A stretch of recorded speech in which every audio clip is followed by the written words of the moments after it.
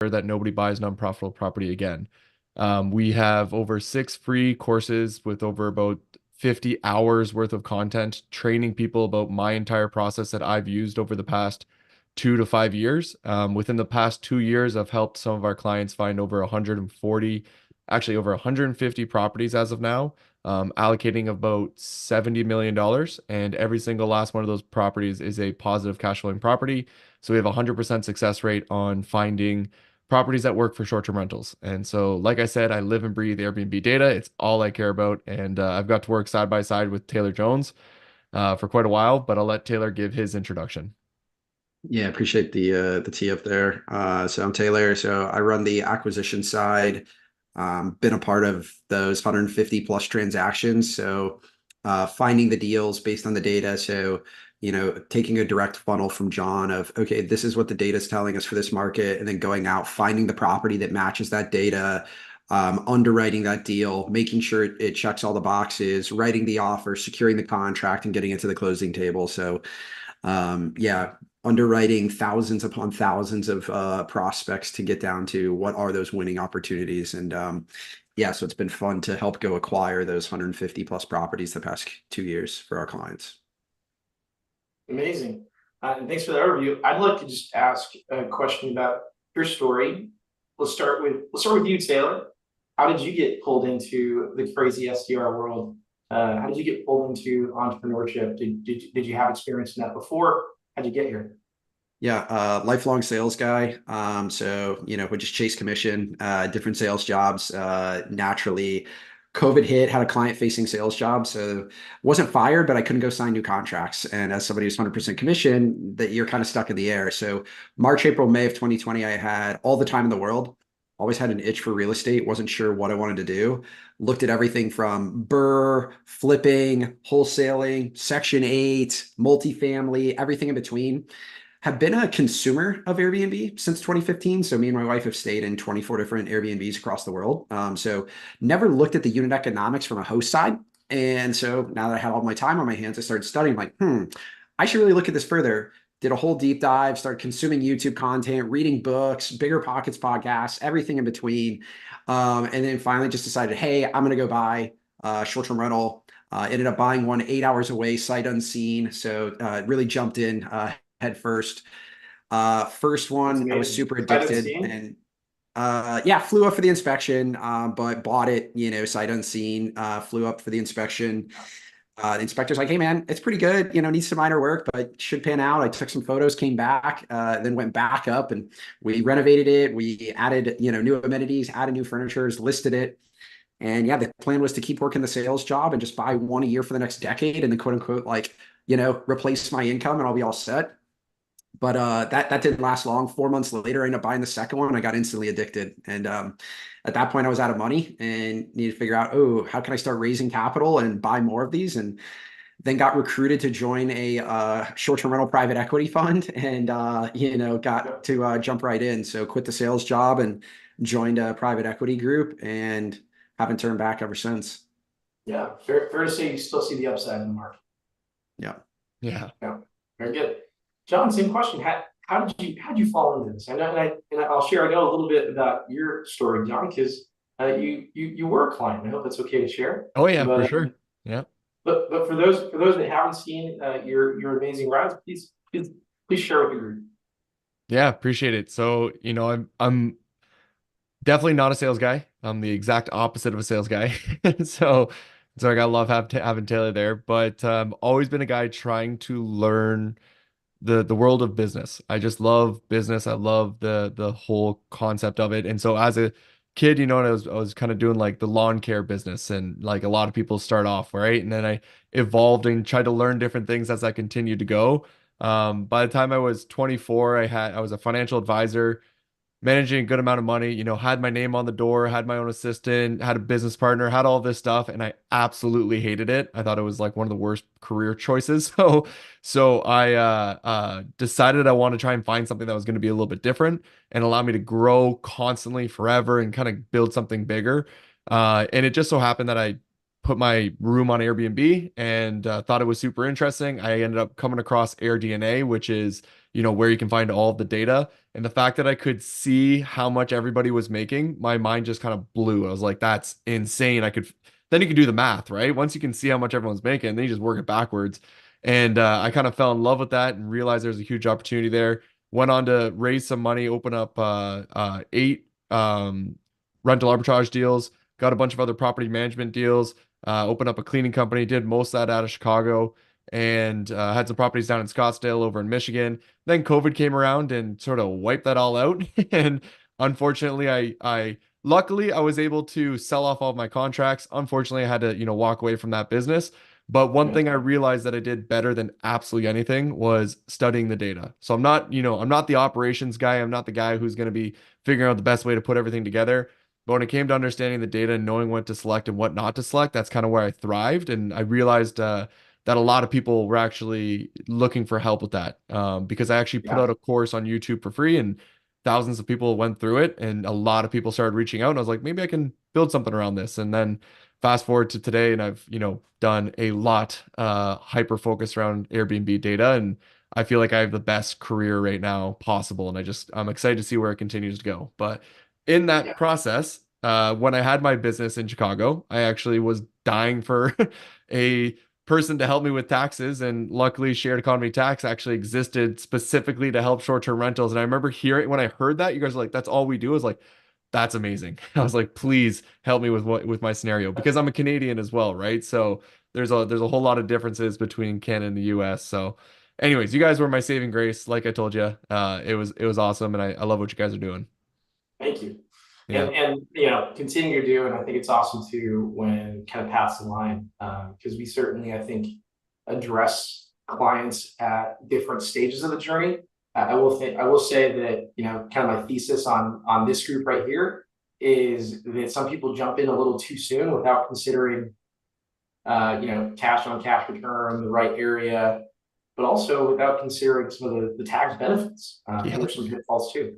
So I think us getting in earlier on the conversation, making the stuff available, letting folks know where to find more information is something I'm excited to get out of this. So thank you both for being on. I'm going to put Jacob on the spot. He didn't expect to do an intro, but Jacob, how did you get here on this call today?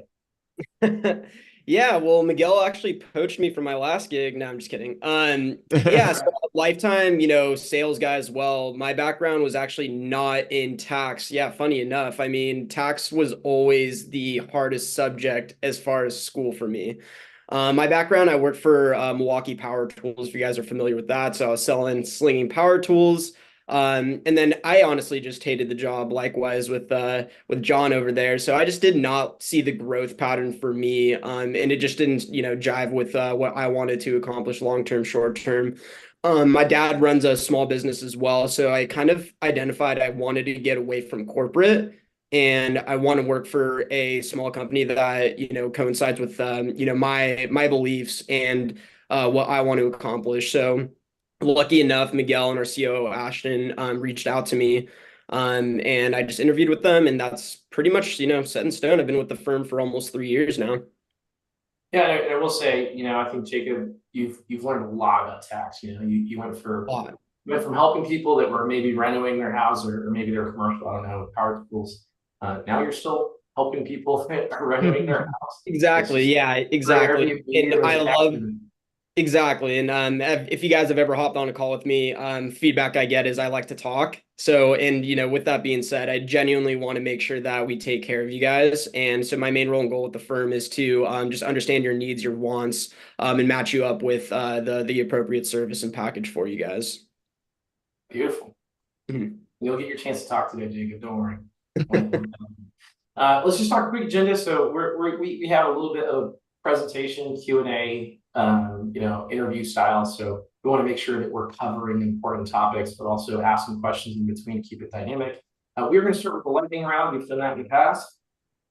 And clients call always, so apologize for that. So we'll move into getting into what STR search does. We'll cover key points there. We'll get into closing thoughts, wrap up, and then we'll open up again for Q&A. So if you have a question during this, just go ahead and type it in to the little question box I'll see it. We'll get to it. For those that have asked very specific questions last time about their tax situation, you can email those. So you can still ask them, but better to email those so we get that one-on-one time. But if you have a question, most likely others do too. Please type it into the box. Well, let's get started with the kind of recurring themes. Jake, I'm gonna hand it back over to you for our interesting fact of the day. Yes, interesting fact of the day, guys. As of April 18th, more than 213.3 million returns and other forms were filed electronically. These represented 78.6% of all filings. For individual tax returns, 90.7% were filed electronically. What does that mean? It seems like a lot of people are getting away from going to the guy down the street. They are working with virtual firms like ourselves, where a lot of clients are starting to get specialized. So depending on what industry you're in, of course, we're in the real estate industry. It makes sense for you to go to a specialized firm in that case. There's plenty of other boutique type of firms out there. That's kind of what we're seeing, the trend of stop, you're not working necessarily with the guy, the gal down the street any longer.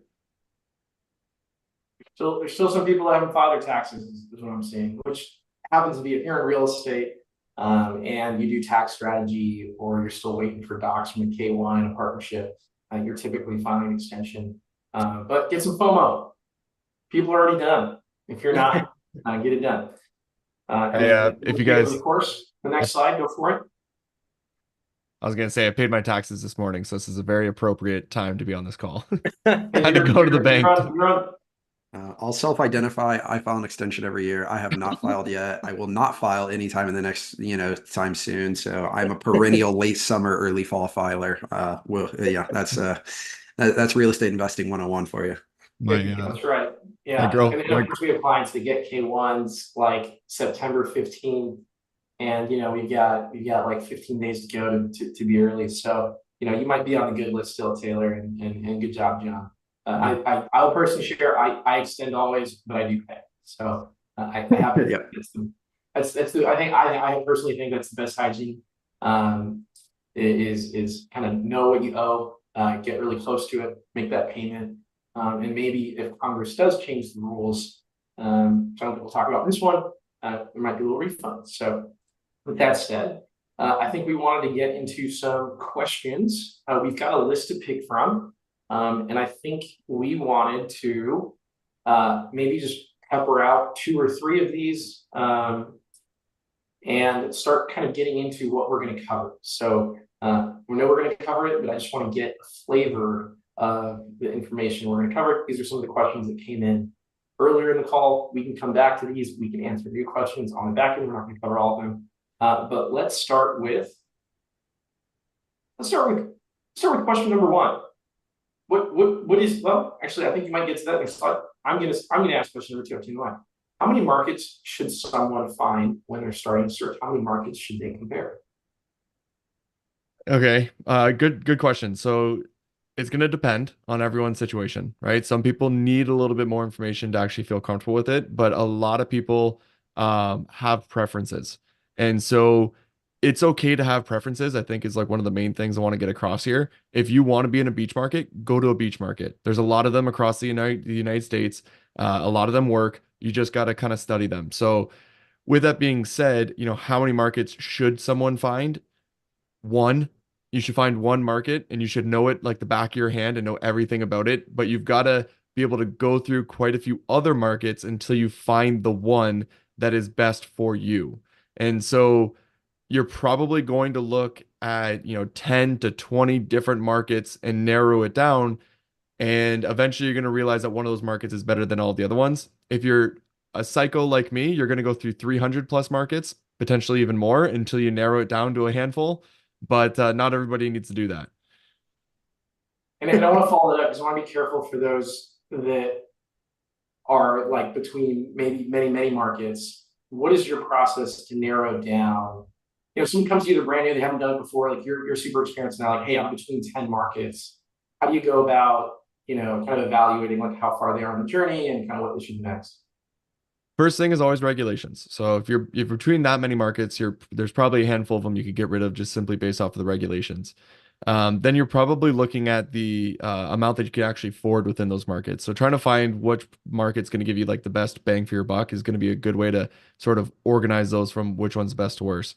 The next thing is going to be the price to rent ratio, which we're going to get into quite a bit, but just the idea of understanding if you buy a home for 500,000, it should make roughly $100,000 a year. That's where you're going to get your best bang for your buck without a doubt. I personally, when I find a market that has good regulation and good inventory, so the homes aren't 200 years old, it's got good inventory.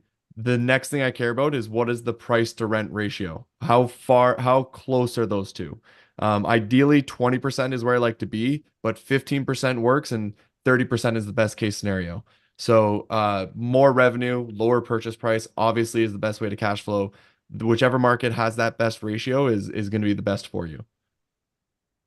Awesome. Okay, well, let me That's ask the next great. one. Yeah, I Yeah. have a question. It looks like buy boxes is going to be a nice buzzword for us. Do you guys mind explaining what is a buy box and then what is the process of building one? So a buy box is going to be, I literally picture it like, so say you have all of Scottsdale, Arizona, or like the Phoenix area, right? That entire area. You're not going to buy everywhere in that area. There's going to be one spot specifically that's going to be best, specifically for short-term rentals. And so there's a certain box in that market that you're going to want to hyper focus on. It never works out to be a perfect box, but it's kind of like a little circle, right?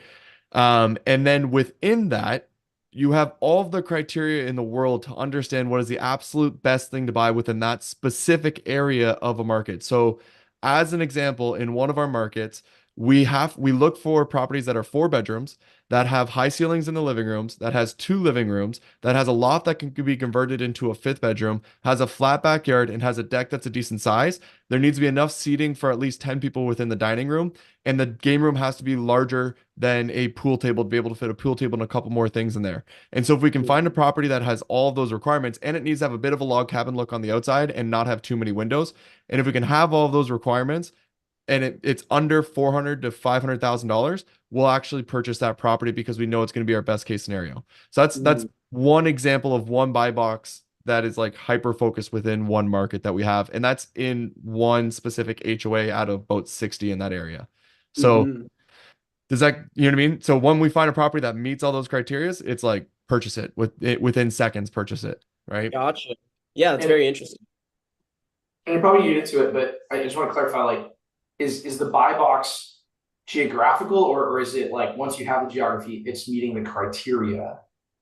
So it's both.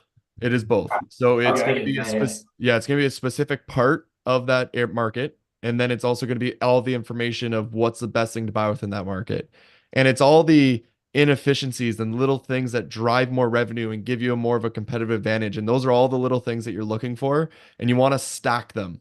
So you want to stack as many as you can get, and that's what's going to give you that edge in that market for a lower purchase price. So you learn how to build a buy box by studying your competition, and then eventually you understand the definition of your buy box for your market to know exactly what's the best thing to purchase. Mm-hmm. Very good. Okay. Let's throw a question to Taylor. Taylor, what are the So most common mistakes people make when it says underwriting deal, but it can just be, choosing deal, choosing property, common mistakes. Common mistakes, a lot of them come on the emotional side. So when it comes to designing, people design it based on what they like, or let's be honest, what their spouse likes, and not what is the ideal booking clients or IBC. So if it is young families, if it is younger couples, if it is bachelorettes, if it is dudes and bros on a getaway, you don't want to design it for you. Even though you own the asset, you do need to treat it. So that's a big common mistake. Another common one is over engineering kitchens and bathrooms. Hmm. You are not living there. It does not matter, that the kitchens and bath are not up to your standard. Outside of luxury, which luxury is its own little skew, which we don't typically operate in. It's very boomer bust. It has its own ways to play the game. But if you look at everything else outside of luxury, kitchens and baths do not matter. Does it need to be clean? Yes. But we have properties that our clients have bought, I'll just tell you, with Formica countertops driving $250,000 in revenue. So when I tell you the kitchen doesn't matter, you can have Formica countertops and drive 250,000 in revenue. it doesn't freaking matter. So over engineering kitchens and baths is a huge common mistake. A $7,000 to $10,000 bathroom remodel should have been spent on $7,000 to $10,000 worth of amenities, game room upgrades, things like that, that are going to provide that. Because again, if we step outside of luxury, where sure we're competing on the visual aesthetic per se of the property, everything else we're competing on is how much value am I bringing to the customer, which simply put is how many things is there from a hospitality perspective, which is amenities, things to do, entertaining of the guests. Those things are what's ultimately going to drive. So those are the big common mistakes that we see, from just setting up properties like that. Can I add to Yeah. that? Go ahead. So I would say the bigger mistake that I personally see is a step before that, which is they buy a property that they overpay for a property in the wrong area that doesn't have enough competitive advantages or revenue drivers to ever hit the revenue target that they wanted to hit. So no matter how well they redesigned it, it's never going to cash flow in the first place, right? You could throw as much money as you want at it. It's not going to cash flow. You either overpaid, it's in the wrong area, there's not enough demand, whatever it is, you're dead in the water right from the get-go. We always say that But the schools are great. yeah, resale value is perfect. So when the property stops making you money and you just put, $50,000 into furniture, you're going to lose all that. You'll be able to resell it, but you're going to lose the $50,000 furniture you just put into it, right? We always say that every property can be pretty, but not every property can cash flow. So that's the first step there. Yeah, and I just have a question. Like, how do you guys think of like market premiums? And I like to see the other side of that coin. Like, how do you find those sleeper areas? Those it's within an Uber ride of some kind of stadium or something, but like nobody wants to live there. So really, it's kind of like an investor's premium. How do you guys think of kind of finding that? I guess a reverse premium with a discount. Like, how do you guys go about finding that or thinking about I think it comes back to the buy boxes, no? Yeah, that's what I call the inefficiencies within a market. So, uh, as an example, we're in one market where most of the properties we purchase are doing around 200,000, and the other people in the market that are also making 200,000, their homes cost twice as much. And so it's just understanding what the leverage points are to buy the lowest price property to get the highest possible revenue. And like what you're saying is this sort of in it, like, how do I explain this better? I love those things. Those are my favorite things to look for. When I got my properties in Chicago, one was directly beside the train. So if you were to look out the window, the train went by. The rent was $1,000 cheaper because of that. And then I got another home that was directly across from a Section 8 housing, which lowered the cost of the rent for that home, but it was in the perfect spot with a rooftop patio, and the rent was $1,500 cheaper for that home in comparison to the one like 4 blocks over. And so those are my favorite things to look for because it's an automatic, like built-in win for the property, and the guests don't care because they're only there for 3 days and they don't notice any difference, right? It's only when you live there that you start to realize, like, hey, actually, it's a lot better 4 blocks over, right? And they're not there all the time, anyways. So those are my favorite things in the world. I call them inefficiencies. Yeah, I think No, being on and a that's so busy interesting to street. say that because I just talked to my mentor. He's a big investor in multifamily units, and there was an unfortunate event, and it doesn't happen. Texas, Austin, Texas, unfortunate event. There was a shooting like 9 a.m. in the parking lot of the multifamily unit. Now it's like 50% vacant. Like people reacted so strongly to that, and my dark thought was a dark thought. Wouldn't hurt an Airbnb. Wouldn't hurt. Doesn't hurt. That's super dark. I'm gonna get canceled for that, but okay. I we think you're got okay. enough excitement going. You can react to it, John, but I'm happy to move into the presentation after this. Yeah, okay. Cool. All right, so we're gonna talk about how to find cash flow in Airbnbs. Take it away. Just give me a nod when you want to switch the slides, and I'll move it for you. Yeah, let's hop right to this first one here. So, I'll go through the first few here. So we've kind of touched on this a little bit. We're gonna get into the details now, right? It's like the sort of main stuff. Um, when I touched on how to find a market, we'll go into more detail. The very first one is I always stress to find a market that's best for you. Just like I was saying, find them if you like beaches, go to the beaches. I can't stress that enough because so many people come to us and they're like, they're like, where should I go? And they're like, I have all these preferences. I'm like, then focus on those preferences because I've studied 300 plus markets and there's cash flow to be made in a lot of a lot of different areas.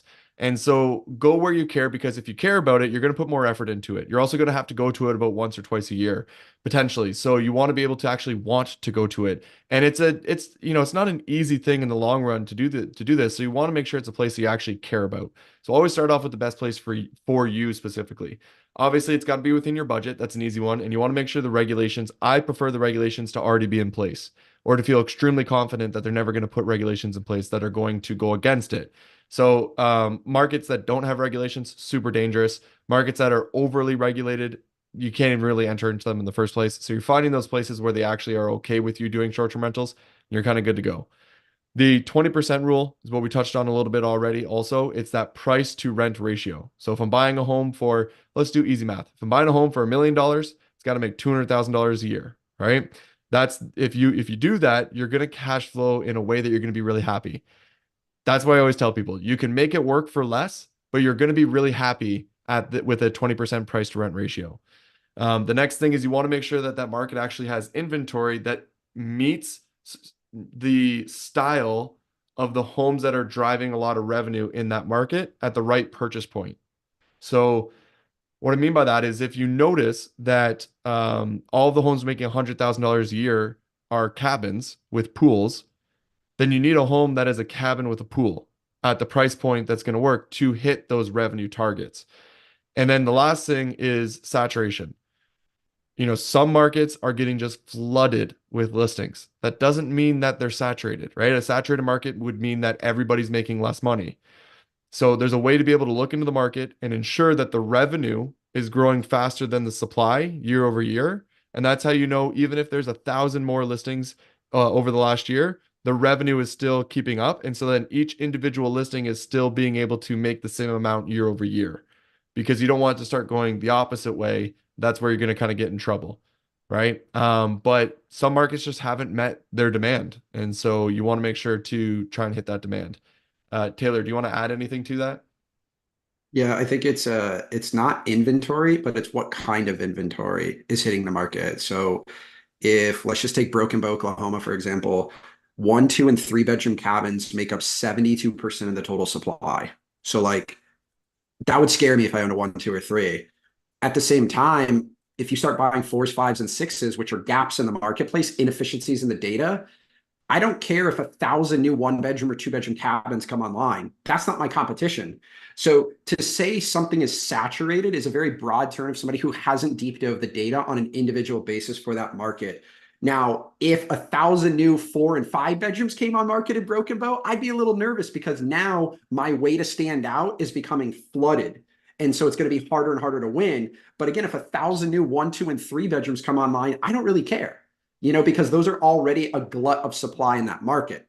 So it's really understanding what type of saturation is, not just saying, oh, there's a bunch of listings, because that doesn't mean that it's going to affect the top performers. Because if you bought the correct property, if it is a shortage of one bedroom couples getaway cabins, great, you can go exploit that. If it's condos, if it's 5 bedroom mansions, anything in between, you just need to understand the data for that market. So, want to add to this as well. I just went through that in like 1 minute, but the actual process of doing this research is going to take a really long time, right? If you want to do it properly, you're probably going to go through some sort of analysis, paralysis, things like that. What I recommend doing is you literally start with a list. So if you, once again, you like beach markets, list out every single beach market that you can think of, put on a spreadsheet, put on a document, do whatever you got to do.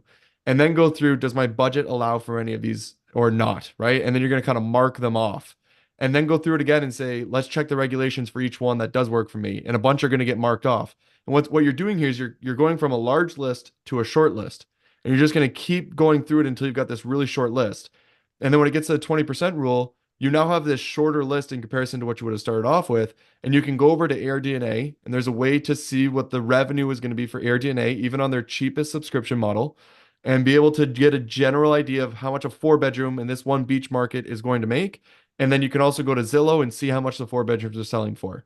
And so therefore you got your price and your rent ratio. And then you can add that to your list. And so go, this market has a 15% price to rent ratio. This one has a 20% price to rent ratio, right?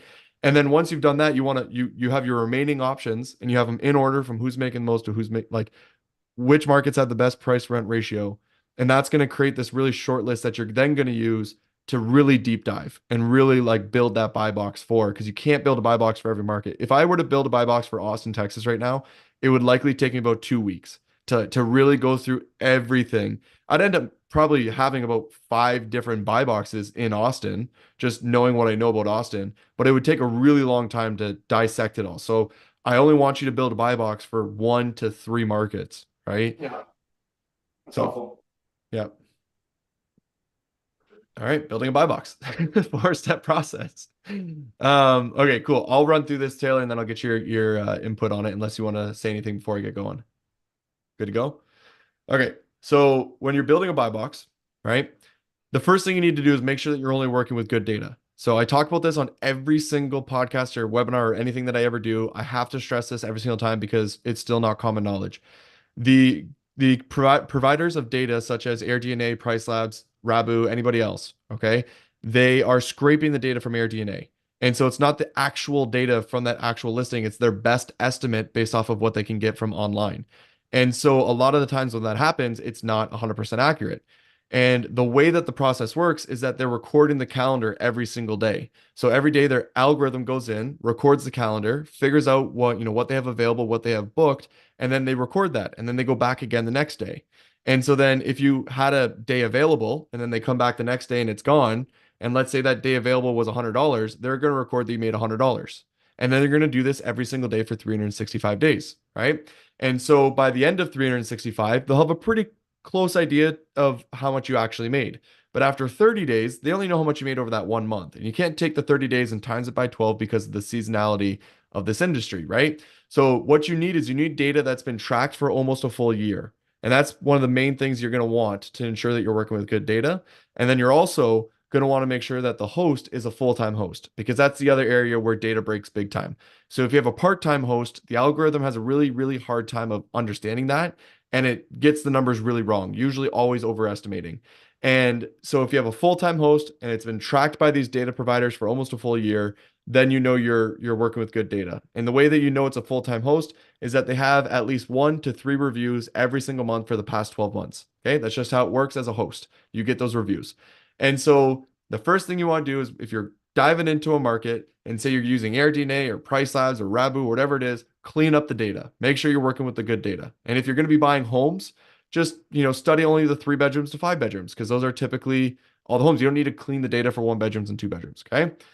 And John, let me just ask, like getting into the nitty gritty, when you say clean the data, are you changing parameters within the search or are you extracting it into like CSV and then doing it in Excel? So I extract it into a CSV. Now I have a program that costs a lot of money that I don't recommend everybody gets, right? If you want to do it yourself, then you have to manually pull that data out and you put it into a spreadsheet and you just only pull out the good data, the data that you know is useful. So let's say that you wanted to look at all of the 4 bedrooms in Boise, Idaho. Well, you would just set up a filter in AirDNA and you grab all the 4 bedrooms and then you go through them one by one to confirm if they're good data or bad data. And if it is, you just pull it into a spreadsheet and now you're looking at it row by row. And you're doing it in order from who's making the most to who's making the least, because that's a very important metric here. It's going to make it really easy to be able to understand the data. Okay. Another thing to kind of point out here is that data is not all numbers. Data just tends to just be photos and patterns and things like that. And so you're really just wanting to find a pattern within the data. Okay. So if you're bad at math, it doesn't matter. You don't need any math for this to work. Okay. The next, yeah, sorry, go ahead. I was just saying the other thing that you said that I loved, which like I think any account listening to this would be like, yes, is that I would call it 12 months trailing. So Yes. rather than project forward, just like you look at the last 12 months, you'll get a sense of the seasonality. I love Yes. you. Yeah, exactly. So once you've, cleaned up the data, the next part is pinpointing where the most profitable area is. And so it can be kind of easy to do this once you know which properties are the best and that you're actually looking at good data. Just take those like top 10 to 20 and see if you can find a commonality as to where they are within that market. Just go look at them on the map and maybe just, you know, have a pinpoint or a pin or whatever and like they're all located in this general area. That tends to be what happens, is that they're all going to generally be within the same location. Now, what I want to stress here is that the location that has the most luxurious properties are always going to have the highest revenue properties. And that's not really what we're looking for here. What we're looking for is who has the best price to rent ratio. And so another little method we've learned is that you can actually find the properties on Zillow and get their Zestimate, which is essentially how much the property is likely making. And then you can match that up with what the revenue is. And you can take those two and you can plug them into a spreadsheet and it's going to give you a percentage. And then you just do that across, depending on your market, anywhere from 10 to 100 different properties. And then you can organize them from which place has the best price to rent ratio. And then now once you have it organized that way, right, you can then once again look at those top 20 and see if you can find some commonality as to where they are on the map. And that's how you're going to find your buy box, the actual box of the buy box, right? Like where within the market you want to be focusing. Because I'm telling you, every single market has its own different section where, for whatever reason, just does so much better on Airbnb in comparison to other areas. I don't know what happens. So that's what we want to do. Okay. Once we've done that, we have an understanding of where we're looking. Then what we're going to do is we're going to try to understand what the main revenue drivers are for the market. And I've tried to make this as simple as possible. I've explained this so many times and I've gone it down to what I believe to be the simplest way to understand it. You look at the top properties, you take a look at what they have. Okay. Then you go to the underperforming properties and you look at what they have. Try to spot the difference between the two. There's going to be a difference. There's going to be something that these people have that these ones don't have. And if you can figure out what that is, that's what's driving the revenue for them. Some of the things are going to be stupid obvious. They have a pool, right? They have a bigger yard. They have more bedrooms. Some stuff's going to be a little bit smaller. They have high ceilings. They have a bit of a cabin feel. They have a bit of a flat backyard. The deck's a little bit larger, right? Those are going to be the harder things to notice. But that's why you want to really get into that buy box and really get deep down into it, okay? And then what ends up happening is once you've kind of reviewed it enough, you know where within the market you want to be. So you know where your box is. And then you've figured out what's driving revenue and you know what's driving revenue for the outside and what's driving revenue on the inside. And you just summarize it to say, if I'm going to buy a property here, I should probably have a pool. I should probably have a good backyard. I should probably have a second living room. And you're creating all these things that are going to give you an edge over everybody else. And you just create a list for things you want in the interior and a list of things you want in the exterior. And then all of a sudden you have a buy box, right? And you know what to buy and you know the price range. And so that's the process for creating a buy box. And I'm curious, like, are you noticing that the have and have not lists differ from buy box to buy box, or are they pretty consistent? Oh yeah. Oh yeah. If you're in a beach town compared to here's a great example. A cabin in Gatlinburg is what you need, right? I think everyone knows that at this point. But you do not need a cabin on a beach in Florida. That's not going to work, right? So that's a very easy visual of like the differences between two buy boxes. One key feature of a buy box. But yeah, there is differences between every single buy box. And in each market, you're going to have multiple buy boxes. So what you need for a 3-bedroom compared to a 4-bedroom could be different, right? What you need in the downtown area compared to the outside area is going to be different almost all the time, right? For a 1-bedroom compared to a 5-bedroom, vastly different. So almost every market that we are in, we have anywhere from 3 to 5 buy boxes, and it's different. It's a different category of what you need and don't need, and what the revenue range would be, and what the price point is going to be, and different things along those lines. So. And it's interesting. I'll plug like a client buddy who says there's like 3 P's in Austin. It's like people, so 16 beds and heads is what they try to go for. Pool and pool table. Like if you have a place for a pool. So it is an example, I think, for like I'm seeing what you're saying really validates what some of our clients tell us. That's what I would call a really good starting point. And then I would take it like 10 steps further because that's just who I am, right? I'd go like 10 steps further to try and make sure I'm not missing a damn thing. But yeah, it's definitely a good start. Taylor, is there anything you want to add on that? Well, I think that's the critical point of only being down to 1 to 2 is if you're going to truly like build it into the level of detail needed to succeed, it's just not sustainable to have that across 10. And at the same time, when you can really know 1 or 2, so where I take over is, okay, cool. We know the buy boxes and I've studied them in and out.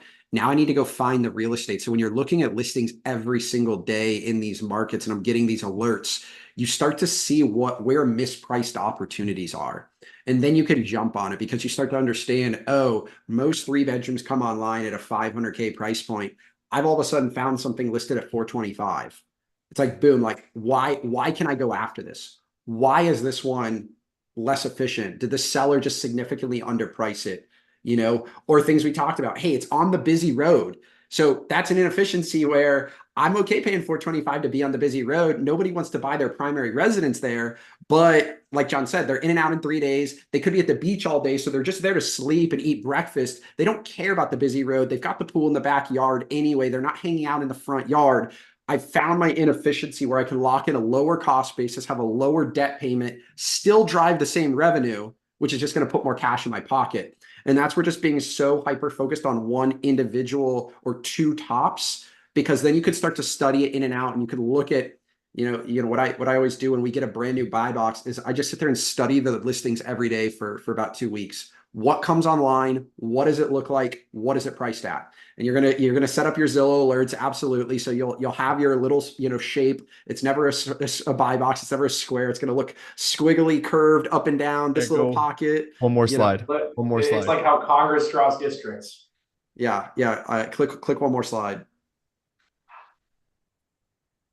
There you So, go. gerrymandering voters for gerrymandering.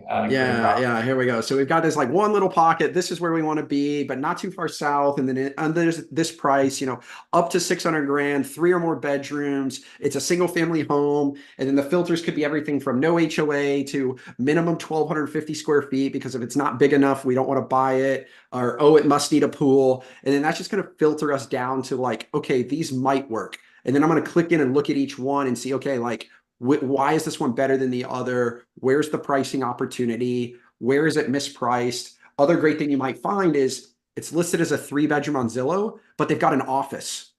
Now, just because it doesn't have a closet, Airbnb is not the closet police. You could go list that now as a 4 bedroom on Airbnb.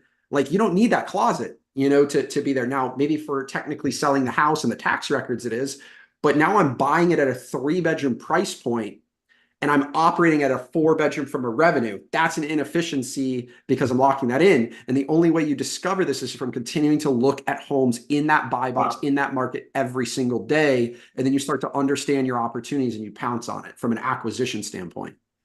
That's fascinating. I think what you guys are doing, and you got a question here that we'll save for the end. And you guys are doing it really in depth. So I really appreciate it. Let's wrap. We got 2 more slides. So I'm just going to push you guys a little bit to get through them. And then we'll get to some tax stuff and questions. Okay. So I'll be very quick about this. If you go to the next slide, what I'm trying to say here is you want to build a buy box, and then like Taylor just said, you want to hunt for that property, right? And he just explained how to do that. But before you can pull the trigger on it, you want to have a really good idea of how much that property is going to make, because every property is a little bit different. And even though it's within your buy box, there's going to be some variances. And so what I do every single time is try to get a general idea of how much I could expect this property to make. And the way you do this is you stack up all the properties that are going to be the most comparable, one after another, and you put them in order from who's making the most to who's making the least. And then it's very simple from here. All you have to say is my property going to be better or worse than this one? So you can see there's a property there making 140. Is my property better or worse? Hypothetically, let's say my property is going to be worse. It's not as big, not as great, whatever it is. Therefore, I'm not going to make 140. And then you keep doing this over and over again. Let's say you get to that $99,000 and $98,000 property there. I look at both those, I go, yeah, I'm definitely going to crush these. I have a lot of advantages over these. I can do better. And so now all of a sudden I'm in this range between 140 and 100,000. And so now I've found this nice little range, and I got to figure out, am I going to fall closer to 140 or am I going to fall closer to 100? And that's it. It's you literally say, am I better or worse? Can I beat them or not? Right.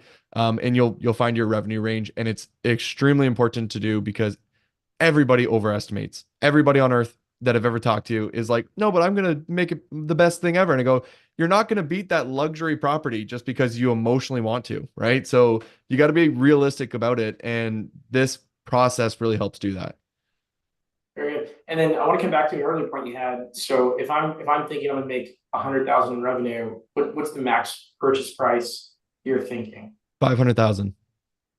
That's going to be, so it's that 20%, Well, right? Now, let me add a carve out. It's yes, I was depending going to on say, your desired investment return. It also is dependent on your debt stack. So that is a very envelope term that you know John does fall in love with. But like I want to provide some nuances from the underwriting and acquisition side. Is you know if you're holding for equity and you don't care about cash flow as much, and you're going to pull tax benefits out of the asset, well, you might be okay with a 15 or 16% price to rent ratio. As far as getting cash flow positive with today's debt structure, you're going to need at least 15. And that's kind of the point of why we said at least 15. 20 is going to give you good yield that you're happy with as a whole. Most investors, if you buy it for 500 grand, generate 100 grand, the yield you're left with is typically very happy for most people. 30%, everybody's pumped, you know, buy it for 500 grand, generate 150.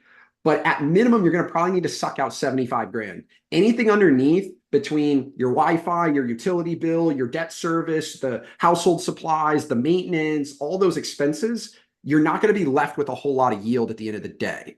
So 20% is that broad envelope math, like quick math that he said. However, depending on like, oh, you might be buying for equity and appreciation or value add, and you don't necessarily care about pure yield as much. And so a 15 or 16 is okay with you because that's what you want, mixed with the tax benefits, mixed with leverage, mixed with principal pay down.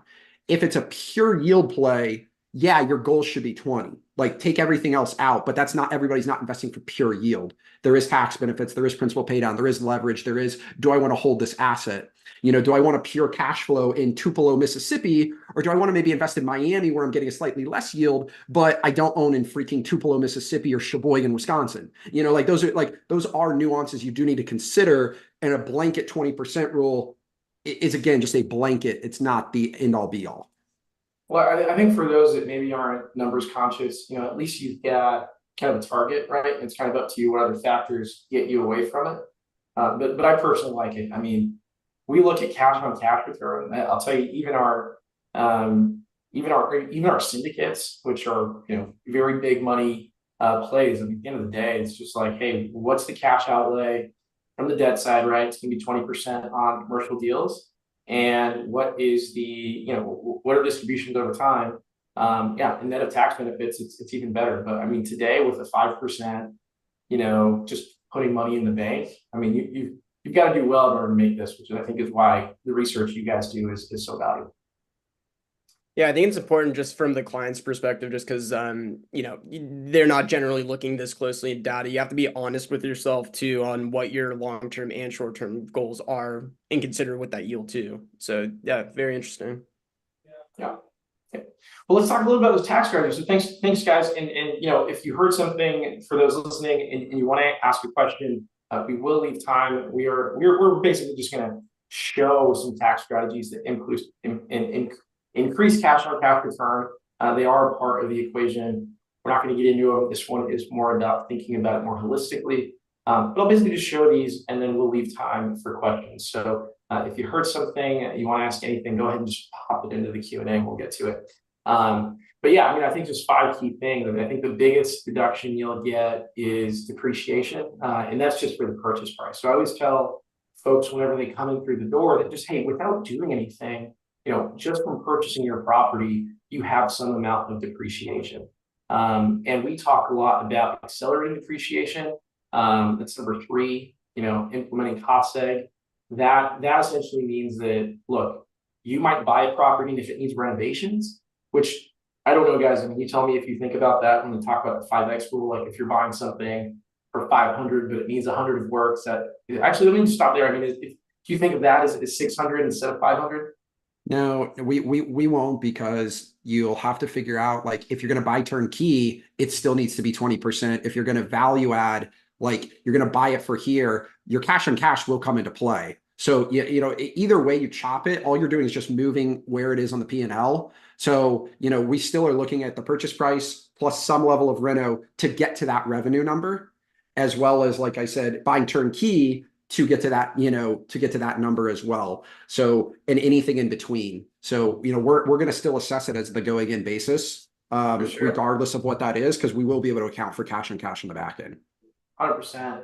So I think something to note is sometimes when you make that renovation, right, say it is 75 or whatever it is to get it to where it needs to be, as a lot of kind of new investors or new operators kind of think, well, that's going to be 100% deductible, right? And the answer is no. I mean, you've got to depreciate some of that. If that's all structural work, it's all going to get divided over 30. So that 75,000 ends up being 2 to 3 grand per year. And you're like, what the heck? How did that happen? Something to be aware of is cost segregation helps accelerate that. And two, there's ways to work with your vendors to make sure, you know, if you're working through a property manager that's handling the renovations, how you get invoices impacts how you can realize more expenses up front. Again, just key concepts we want people to know. I'd say 2 and 4 related, you know, separate your bank accounts. You know, if you have a property manager that's going to invoice you for anything, you don't have to, everything you're not going to worry about, but you're still going to have things that you buy at Lowe's, Home Depot, that you're going to say, wait a minute, is that on my personal card?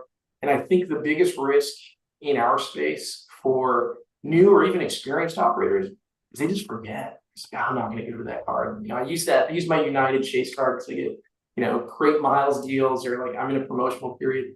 It's not worth losing and forgetting the deduction. Because by the way, those deductions also come into play when you sell. So make sure that I think how you track is in kind of proper hygiene.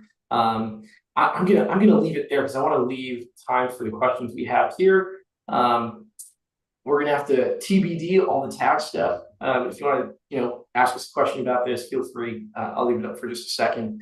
But before we get into Q&A, I wanted to give opportunity for closing thoughts from STR Search. Guys, what are the main takeaways? If people hang up right now, what did you want them to hear? Every property can be pretty, but not every property can cash flow. You got to be strategic with this. I've seen way too many people buy properties that don't work. That's why my entire business revolves around the idea of ensuring that nobody buys an unprofitable property again. I've got almost 50 hours worth of training for free so that nobody does that again. So that's my main takeaway. Yeah. And, you know, the reason we have our service too is if you ultimately are like, hey, I'd rather just pay the professionals who've done this 150 times, that's literally what we do. So we work with, you know, busy professionals, investors, anybody who wants to own a short-term rental to capitalize on cash flow, capitalize on tax benefits, leverage, wealth building, anything that you want, or a combination of the five. We go in and help do it for you. So we sit down with every investor. We figure out what's your budget, what do you like, what do you not like? Like John said, hey, I got this amount of money to invest and I like the beaches, or I like lakes, or I like cabin, or I like East Coast, or I like this. And then we kind of align you with those cash flowing opportunities. We're going to align you with the buy box. We're going to find the deal for you. We're going to put it on a silver platter. So we do have a full done for you service. You know, for those that don't want to necessarily pour through 50 hours worth of John's content, try to learn it and understand it and hope they're implementing it correctly. So that's kind of what we have available for people as a full done for you service. Feel free to book a call. We'll sit down and talk to everybody individually, just like we always have the past 2.5 years, to really figure out what's your budget, what's your preferences, and we'll align you with those opportunities. And then you can just pick the one you like the best. That's great. Well, thank you, gents. If people want to connect more, I put up a QR code. Let us know what we're looking at. It's the website. So it's our website, and you can see when you get there that there is a free course option in the top right side for the do-it-yourselfers. And then right beside that, there's the schedule a call, and you'll get to speak with either Taylor or I about your exact situation, and we'll be able to see if we can help you. So everything is kind of right there. All right. If you need it. Amazing. And I'll leave up a connect slide with y'all's information. If people feel more comfortable reaching out on Instagram or YouTube and learning more, you've got the socials right there. Can you guys stay 2-3 minutes for questions? Yeah. Oh yeah. Yep. We're good. Okay, great. So let's get right into them. So basically got a question of, hey, interest rates are really high, waiting for them to drop, but am I missing out on opportunities? How do you think about that? Yeah, I always say we can't control rates. If we could, we wouldn't be buying short-term rentals. We'd be trading futures and options and making way more money. So the only thing we can control is we can buy the best available opportunity based on the current market landscape. If rates improve and they drop 2 years, 3 years, 4 years, whenever it is, great. We'll have an opportunity to refinance, especially if we do a level of value out, especially if we improve the property. If rates stay elevated and continue at 8, 9, 10%, then we look like geniuses right now buying in the sevens, which is roughly where the market is, high sixes to high sevens is where the general landscape is today. So if you're trying to time the market, you're always going to be screwed and you'll probably never pull the trigger. But if you come in and you buy the best available cash flowing property for today, you'll have optionality in the future. And again, that optionality is you lock in fixed rate debt today, whether it's 5 years, 7, 10, or 30, based on your comfort level. And then you're just going to figure out, okay, when rates drop, now I have options. Or if rates stay elevated, I look like a genius and everybody else is stuck with higher debt service than I have right now. So that's really what it's going to boil down to. And just to point out as well that even with today's interest rates, we're still seeing cash flow from anywhere from 25,000 to 75,000, up towards to 100,000 if you have the money to play with. But yeah, on a per property basis. correct. So we've bought over the past 2 years, and the interest rates have continued to grow over the past 2 years. And every single last property is a positive cash flowing property. So it doesn't matter if you know what you're looking for. It makes it harder, and that's why we exist, right? That's why we do what we do. Exactly. I would say that the trend we're seeing is you're moving to be more selective. Good news, you have less. Also, good news, prices are going down because of that. But also, I mean, what cash flow really being from an accounting standpoint is that it's covering your expenses and you're still cash flow. So, yeah, very fair point. Taylor, John, how do you guys estimate potential revenue range when transforming a home? So the question is basically, you look at a property and you're estimating what it can be with certain changes. How do you guys think about that? Yeah, I mean, you look at the available spaces. So like John said, do you have that bonus room that you're going to convert to a game room? Hey, all the top performers have game rooms. Great. I've got a pool, and then everybody else has 3 amenities in their backyard. They have a fire pit, they have a playground set, and they have miniature golf. Do I have room for all three? And that's kind of that whole thing of sorting the revenue from highest to least, is being able to be honest with yourself. If I only have room for two, I got to go down the list of top performers and say, no, I can't beat them. They have 3 backyard amenities. They have three. They have three. Okay, this guy's got two. I can equalize him. He's at 120. Cool. That's realistically my cap. That's my ceiling.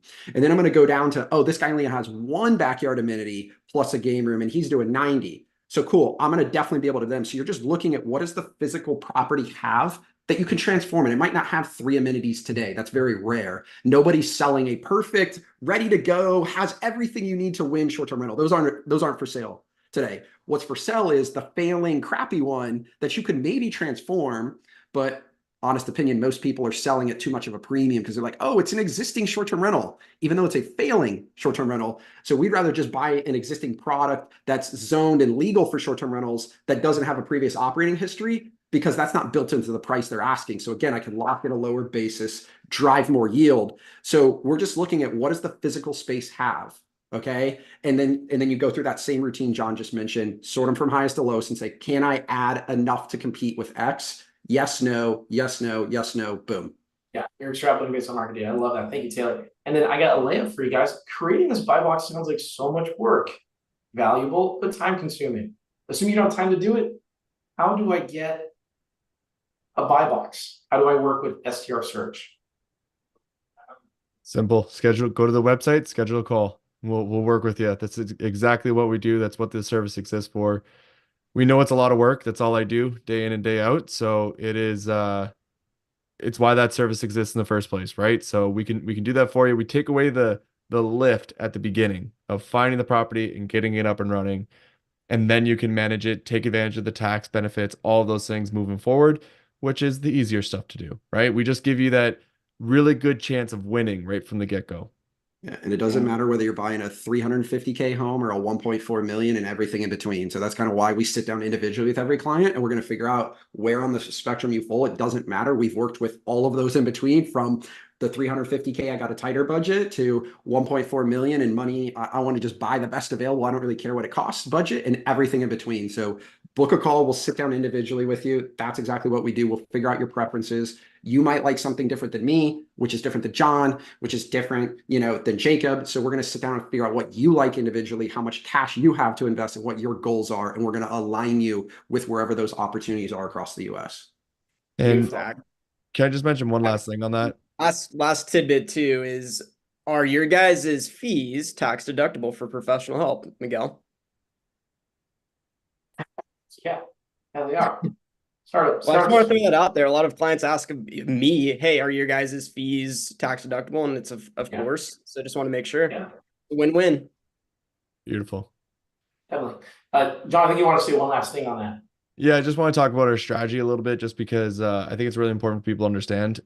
Short-term rentals will get destroyed in the next recession. That's just a dead given.